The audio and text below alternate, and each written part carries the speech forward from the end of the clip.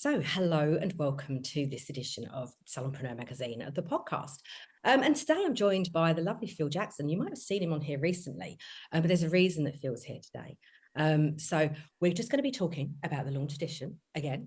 And I'm going to just hand over to Phil for the time being. We are going to be talking about the launch edition, but we're flipping the script today, listeners. We're swapping hats because, of course, as part of the launch issue, our wonderful editorial director, Sue, has written an article as well. And so I'm going to interview her about her article, which appears on page 54.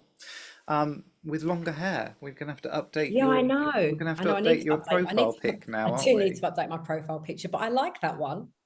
I have to So regrow my hair. So your article is Mhm. about the visibility power of awards, and I don't want to kind of get to the stage where people don't need to read your wonderful article, but Oh, just kind of absolutely. in summary, what do you think the big benefits are? And then we'll delve a little bit deeper and perhaps touch on some of the stuff that isn't covered in the article, so we can do a bit of a deeper Yeah, dive. wonderful. So for me, the awards are something that give you an opportunity to reflect on your business, to reflect on your skill. It depends on what kind of award it is that you're going for, because obviously there's business awards and then there's skill awards. But it gives you an opportunity to reflect on who you are, what you're doing, and where you're currently positioned in your market, nationally or even locally.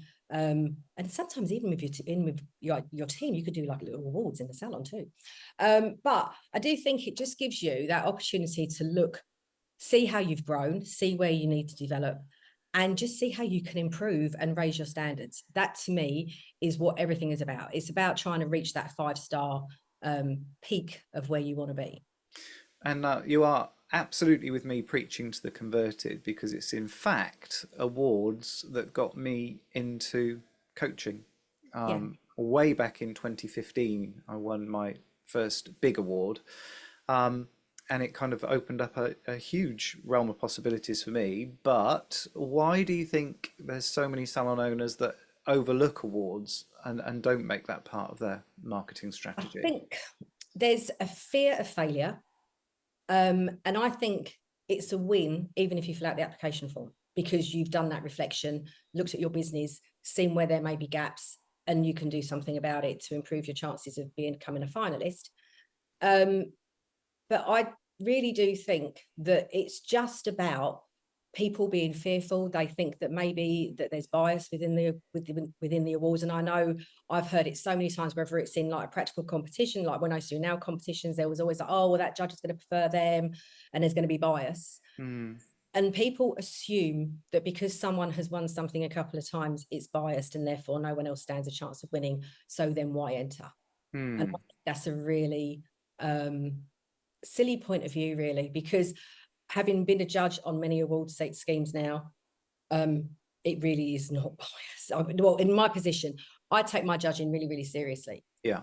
and I look at everything in detail. And I love judging because I just think it's like an opportunity to sort of like have a look in someone else's business and see what they're doing. And I Hmm. learn lots of things as a judge. But I think it is just that people are afraid of not winning and how whether they're going to be judged in a bad way. And am I Hmm. doing it right? I think you've highlighted a couple of really important points there, and the one that I want to pick up on is that process of reflection and seeing the value in going through that process. Because I think actually part of the reason people overlook awards is that sometimes those application forms can feel really daunting Yeah. and quite time consuming. So Yeah. if we can kind of see that there's value in that process, do you just want to talk a little bit about that for a sec? I think that process, because sometimes it can feel quite intrusive as well. Some of the awards want to know what your bottom line is for certain areas of your business, and if you're not turning over like more than 6 figures, you might feel that you're a really small business and that it doesn't count and so on. Hmm. But that isn't the thing that's really important. Those questions are there to make you examine and look at, how many clients have you retained in that year? Look at what it is that you're doing to attract them, because so much of it is about your client journey and your client experience. Hmm. You are out there and you are doing all of the right things and getting all of those clients through the door. You need to go back and look at that and just see, look at where you were when you started however many years before, and just look at that growth that you've already had, and just appreciate what you've done. And I think that those questions are there to kind of open the door to those thought processes, and just to make you realize that your journey has been, has been solid and successful to this point, or maybe it hasn't been. Winning an award isn't always necessarily about being, the biggest, sparkliest salon. Sometimes it can be about the owner's journey and how much they've accomplished in that time, and I whether think they that's face I think that's a adversity. really There's always those adversity questions, and how have you overcome this? well, I think everyone it's likes a look great at that. story, but I think you've hit on an important point in there. So, is there a sweet spot for when we should be entering awards, or I think some people feel like they have to have a certain number of years under their belt before they can Yeah. start this process. Is it worth even trying if you're in the first year or two? I think when I first entered my salon into awards, I opened in the November 2011, and I was very, very fortunate to have Scratch Magazine come down and do one of their scratch pad features on the salon. So I had 3 pages of coverage in Scratch. It was amazing.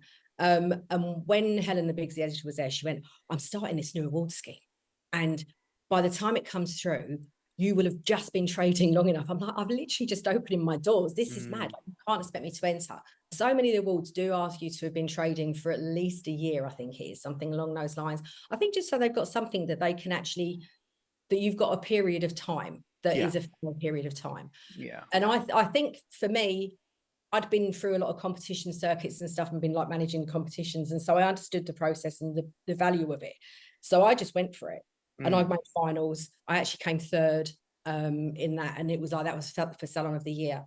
But I took my feedback from that, and I grew, and I listened to the feedback, and I looked at what the judges had told me. I was the only person asked for feedback out of every finalist in that competition.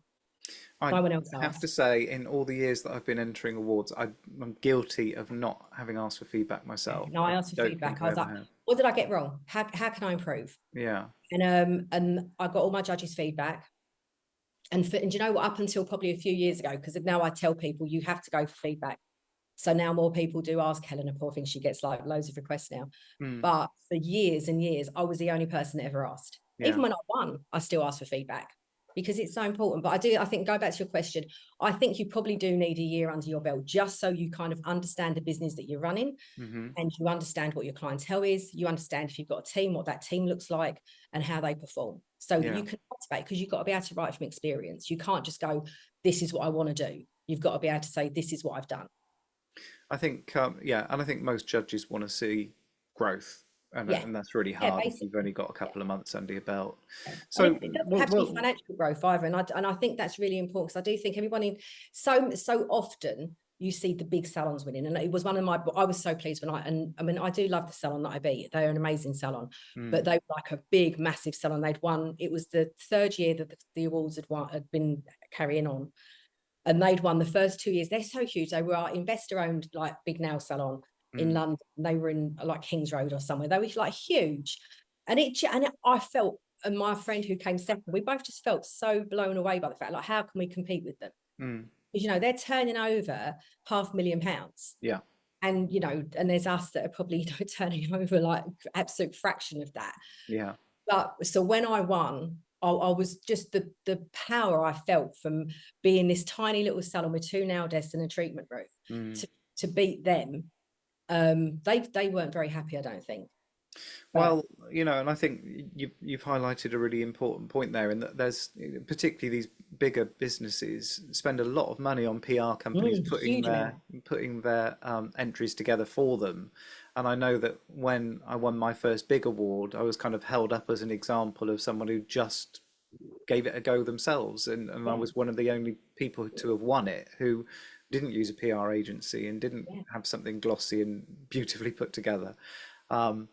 And so I just want to kind of come out of sync a little bit, because I want to talk about, you've mentioned your own journey. So can we just reflect a little bit on how that's helped your business? So what's been the benefit to you? So I think it helped me grow in confidence. Even being a final, like, even just applying made Hmm. me grow, because of that reflexive process and working out where I'd come from already and what I wanted to do next. And each time I did it and I got my feedback and I changed, and I'd get notes on my website, could do with a slight change here and a slight change there. So I'd go and look at that. So I think it helped, just the process itself helped me grow as a business owner, because it does make you look at what you're doing. But the actual win, it opened up. I was then able to, I got asked to be an educator for, or to be a I can't say the word, a sub-distribution person, and set up distribution, and took on education for like a large part of the UK for a big brand. So it opened doors in that way. And then I went, my favorite award that I won was my services to industry. And I was so made up when I won that, and I got given my award by Duncan from Blue. It was just like my most joyous moment ever. Well, I got to grope Jack Whitehall. Oh, did I you? did, yes. Yeah, but the services industry, off the back of that, I was given a column for a year in Scratch.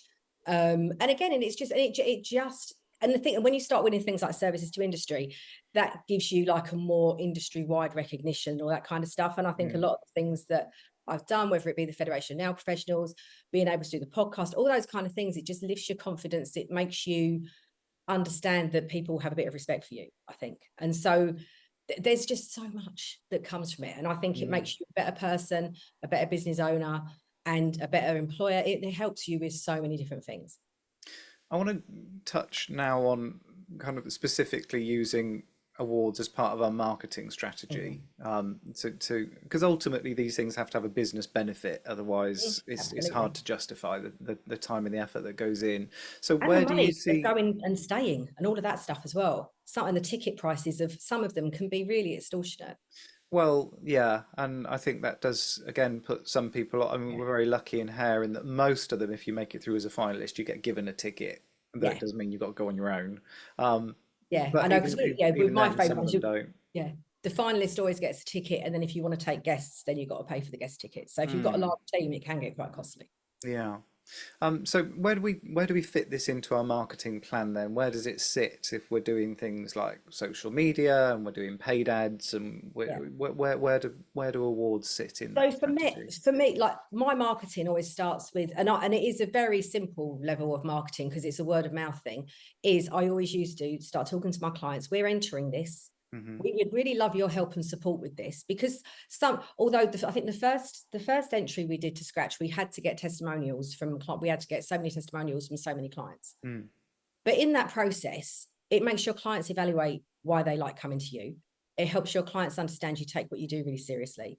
It makes them understand that you want to grow and become better and improve their journey and all that kind of stuff. And it sends so many positive messages to your clients.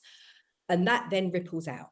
And it's a real word of mouth thing. And I think we all know word of mouth marketing is probably some of the best marketing you can ever get. Because if you get a Oh, of course, yeah. recommendation from a friend that I go to this salon, oh my God, they're entering this amazing national award. Because it's, I'd sit talking about Scratch and how, it's the biggest, nail trade magazine there is. They've got this amazing award scheme. We're entering it. We've been a finalist before. And even after the first one, they stopped asking for client testimonials.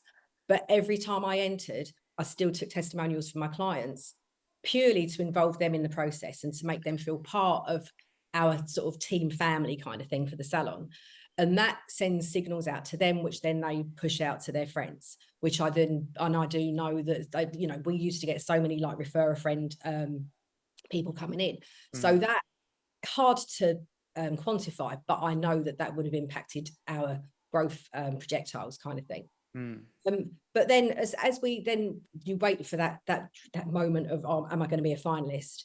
And once you get that, then you can start going to the local trade press, and you can start talking about all over Facebook, all over your socials. I mean, like now with all the stories and reels and all that kind of stuff we can do, there is so much opportunity to put that information out there. Yeah. And it is, like you say, I mean, even doing paid ads on Google or paid ads on Facebook, starting to talk about what your business does and why it's become a finalist, even at that point. Because I do think that the cream of the award system is in that build up to the night of the finals. And Oh, if for you sure. bloody absolutely amazing, but you have got sometimes 3 months of marketing opportunity Mm. to make that. And that to me is where a lot of places miss it. I mean, I see salons that are finalists and they don't even mention it on their website.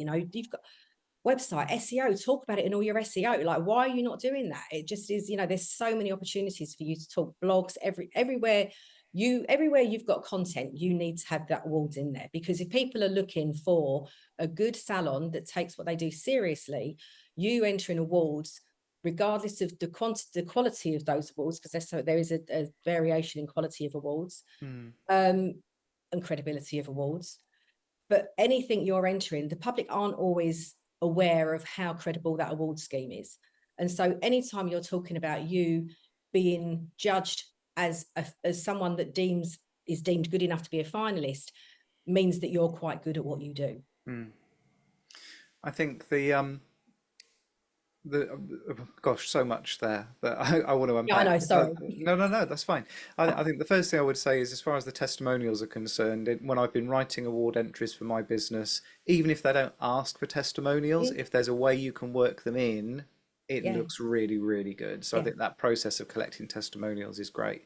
We And I should think do you're it more absolutely anyway. I think you're absolutely right about the kind of build up being, and I think that's where, I've seen people who have been pinning everything on winning an award Yeah. fall apart because they didn't win it. Oh, absolutely. I've seen people storm out. Whereas if you can kind of see, actually, by the time you get to finals night, you've already won because there's Yeah, been so many marketing opportunities along the way. So it used to be for us, as soon as we got through to the finals, that was a press release, even just in the yeah, local rag, yeah, absolutely. because most local papers are scratching around for decent stories, and the story of someone doing well locally, that's a good Yeah, they headline. love it. And quite often we used to find with some of the bigger awards, they would even write a press release for you to Mm, send out. You just literally fill in the gaps, and it's got all yeah, the bits and pieces about the awards that you've entered. And then with the advent of social media, of course, we can do a lot of those things ourselves. And when I've said to you before, we used to stage a little a little shot of me posting our entry, even though most of these things are done online. I used to get an A4 envelope, and there would be like me putting it in and wish us luck kind of thing. So even before they'd even received the entry, we'd already started that marketing process, because your clients want to see that you're striving and trying and growing and improving, and they want to feel like they're part of that journey with you. yeah, Then if we get through to the finals, then I used to do a behind the scenes with me getting ready and, yeah, wish us luck and yeah, fingers crossed and all those good things as yeah. well. So there's so many opportunities before we've even worried about whether we're going to win the Yeah, award it or was, not. and I've just remembered, I'd totally forgotten I'd done, well, I hadn't forgotten, but it had just hadn't been in my mind for a while. When we won Salon of the Year, we actually, because I really did like my salon, all of our clients were like, I mean, we know that there's professional lines and all the rest of it, but they were like our family, like, and I'm Mm, still in touch with so many of my clients, even though I've not had the business for 4 years. And so many of them became such a key factor. We were mainly a nail salon, so they were in every 2 weeks. mm. Loads of them knew each other, and we were like a community hub, because there was wasn't really very much else around us. And so when we won Salon of the Year, I made all of our regulars have their photo taken with my trophy, and we used it across social media for a really long time. Love it. because Absolutely love because it. they were part of it, without them coming through our door and Mm, giving us, all of their money every month, we couldn't survive. mm, And to me, they when I first started doing it, they were like, "Are you joking? Like, seriously?" No, I don't want to do that. And like, some of them didn't want to be like part of it, which is fine. mm, But most of them were so overwhelmed with joy for me and for the team that we'd actually won, because they knew it was like our third time, and it was like, if I don't get it this time, I'm not going to enter again, because like mm, some point you've just got to go, I'm not going to win. But my third time I won. And it mm. was like, and it was an amazing night. And as I say, that marketing opportunity, and I had a blog with all, like, I had like a whole sort of like collage of all of our clients with like the photo of us winning in the middle. I mean, it was brilliant, and I I loved love it. that. I Yeah. love that. But before I do want to unpack the credibility of some of the awards in just a Mm. second, but before we do, what we're talking about though, so we've talked about putting the award entry together, we're talking about blogs, we're talking about Google updates, we're talking about a lot of writing in an Mhm. industry which is, for a number of reasons, we have a disproportionately high number of people who struggle with Mhm. written communication. We always Yeah, have done. absolutely. So how do we make that easier? What can people be doing to make that less of a daunting prospect? Well, as you and I both know, there's a really clever thing out there nowadays called AI, which you could utilize. But also, you know, come and work with somebody like me. You know, I help businesses get visible. So, you know, and we can create bespoke programs. It doesn't have to be something that you're tied into for months. You know, I can help you, you know, craft your awards structures and stuff. It doesn't have to be an awful chore. You know, there's people like me out there that actually really, really like writing and like working out how to put a website bits and pieces together and that. And I think that it doesn't have to be like a task and a chore. There are people out there that can help you do things like that. And if you're really stuck, just, you know, you've got ChatGPT and Claude, like Claude particularly is very good at writing. And there's many ways around it. But you know, ask your team.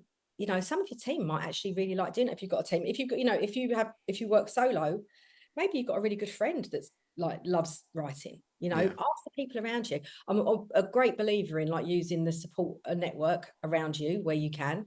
And they may not understand. It's got to be someone who understands your business or understands the industry that you're in. And which is why using somebody like me or going to anybody else that does that kind of stuff, anyone that can do copy, you know, if you go to somebody that understands the industry, they're going to, in the main, understand your business. You can give them the nuances of how you do things, and they can speak in your voice. But there's a lot of ways around it. I think the other thing I would say is if you can start with a very strong entry to a credible award, you'd be amazed for the rest of that year how many times you can reuse a lot of that. Oh, Because wow, when yeah. you enter another award, a lot of the questions are going to be the same. Yeah. So you can kind of spin it. All right, you might have to squeeze in a couple of extra little details that you didn't before, but you know, if you can start with a really strong entry, you can Yeah. repurpose that for the rest of that year. I did So, when I after I'd won, when I won my Salon of the Year.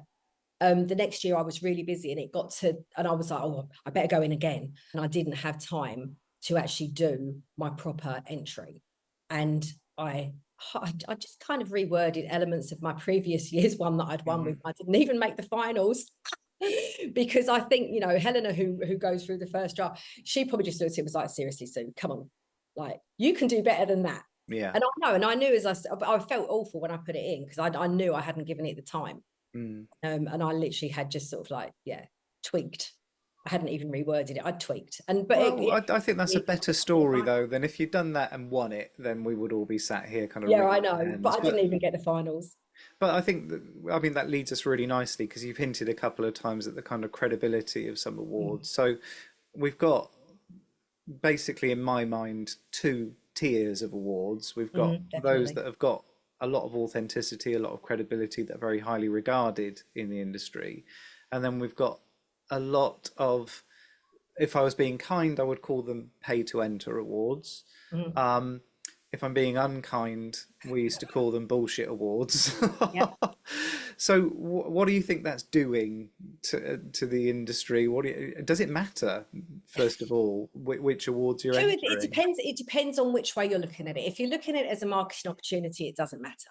Um, and I think that any award you enter, even if it's am I wearing that plastic bag nicely, then I think it gives you marketing fodder. It gives you an opportunity to talk to potential clients. It gives you an opportunity to talk to your existing clients and tell them how wonderful and remind them why they come to you because you're so amazing.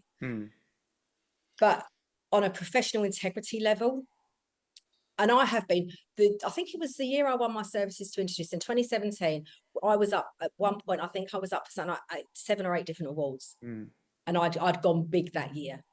And the salon was up for a salon award. I was up for services to industry. I think I might have been up for a practical award as well. And then I was up for local awards and then some of the pay to enter awards, which we did go to. And it was a dire evening. I'm not going to lie. The food was dreadful. There was no wine on the table, and we'd paid something like £90 a ticket. It was pretty bad. I won't name and shame them because I'm sure we all kind of know those kinds of awards. Yeah, well, When we there's a got there, lot. There's lots out there. Let's face we it. discovered that we weren't, even though we were a finalist, we were a finalist in a sub-finalist kind of category, and we then would be judged that, not would be told. I don't know, judge is an overstatement. We would be whether we'd made it to the finals, and it's like, well, I thought we were finalists. Yeah.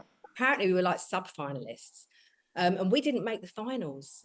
So after the first half an hour of the awards starting, there was no reason for us to even be there. Yeah. And although, we were all a bit gutted, but I was with some good friends that had come from another local salon that I'm really good mates with. There was about 8 or 9 of us. We had a bloody amazing night. And we just took it for what it was. We knew that it was, just going to be a party for us really anyway. But that award scheme, I've still got my little plaque thing. I actually had some made up because they don't supply them. So I actually had some made up to put on the side in the salon, because I had certificates, but I didn't have any trophies. So I had my own trophies made. And but if you make the fight, why not? Yeah. Just to a degree, and this sounds really awful, if there's any clients, kind of people that are watching, clients don't know what the credibility of those are. So they could be, paid for, not so amazing, and then one of our really big industry awarding body like awards that is really serious. Yeah.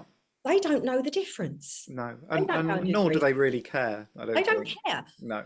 But it is that kind of moment of like, actually, I'm going to enter, or I've been nominated, as we always are. There's so many nominations out there. And that you've gone for it. And I think that your clients just love the fact that you go for it. So I think to a degree, it doesn't matter, but I think for your own professional integrity, and I think that's where it comes to, and knowing that you're not being judged by anybody. In most instances with those, you're not being judged on what they know about your industry in that way.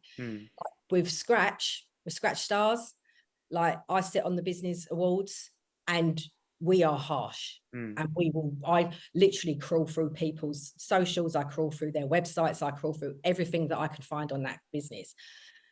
And we don't talk to each other. We're all done remotely now. There's no collaboration, and you get marked however you're found. But you don't get that level of investigation and checking in some of the paid fors. And I think, so there's a value in, I'd much rather win a Scratch Stars than win one of the paid fors, because there isn't the integrity behind it, in my opinion. I think But there's they also still have a place, and they still can get you like valuable marketing and win. Oh, for sure, yeah. But I think it's that client benefit, that client marketing. Yeah. I think if you're looking for awards to open doors for you and get you writing for magazines or speaking on stuff, that's not going to happen with a pay to enter award. No, because we all know that they're. I try to be not unkind, Phil, but they're not. They just don't. They don't have the same kudos, the same credibility. They don't have the same integrity.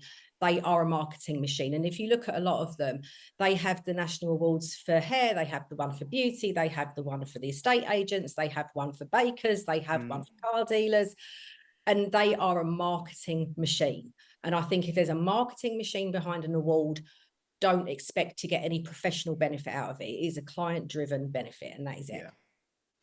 And then the other thing I just want to throw into the mix, which I think often gets overlooked actually, is that there's quite often local awards too. Oh yeah. Chamber of Commerce awards or local business improvement district awards. There's quite a lot, and if you want column space in your local papers, then they can be very much worthwhile. Yeah, definitely. I've never won one of those, but I have had a couple of finalist ones. No, I got I think I had the year, and I had about 8 awards. I was up for about 8 awards. I got 2. I think I got a silver, and actually I got 2 silvers in ours. They used to do like a gold, silver, bronze, and I got 2 silvers that year. But still have but they did big certificates. They were very big certificates. Yeah. Mine was a wooden thing, and it had like a nail going through it. It looked nice. Yeah, it was like a little bit of crucifixion that you got to take home. So, without being too gloomy, if somebody doesn't win, what's the best way to turn that whole process into a positive? First thing, if you don't win, go and congratulate the winner, because you've all worked as hard as each other. Do go and congratulate them. Don't storm out, because no one likes a sore loser, and it is seen and it's noted. And I know so many people have gone, wow, they didn't like, what's that about? It doesn't bring you good press amongst your peers. But if you don't win, it doesn't matter. It's like it is like you were saying earlier. It's a if you get to the finals and be there at that party and at that awards night, you've won. And I think it is the award and the trophy is the icing on the cake. And yes, it's amazing when you get them, but it is in the trying. It really, really is. I really do think it's in that build up. And you just have to take the value of everything you've learned through going through that process, take it away, work out what you can change so you can come back next time and win. I Love try. that. And that feels like a good place to wrap up. But Yes. before we do, if somebody's on the fence then about entering an award, what's one reason above all others that you would give them just to go for it? Because you don't know what you can achieve, and the development that you will have through doing it is like nothing else. Perfect. Lovely place to end. Thank you for that, Sue. Always a pleasure Thank talking you to for you. having me. Thank you for having me on my own show. Like, I know how weird is this? It's an odd one. Anyway, thank Anyway, you very much final for plug coming and though for chatting to for me. the article and the magazine. Final plug of the day. Yes, Um, final one. you read more. Page 54. We decided. Page Yeah, page 54. Yeah, 54. and I do. You can see Sue's article in full and lots of other wonderful stuff in this There is so issue much as within well. it. Yes, thank you very much, Phil. Thank you, darling.